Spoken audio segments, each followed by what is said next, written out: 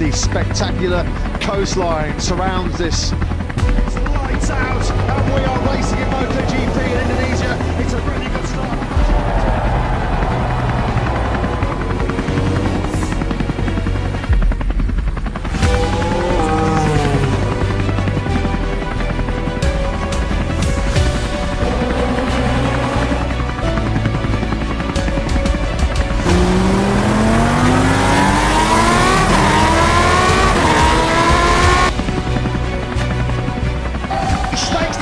Sideways, Bagnaia though, brilliant on the brakes. Paco Bagnaia surely will have it coming out. Paco Bagnaia, he wins the Spanish Grand Prix here in Jerez. Brilliant performance by the world champion.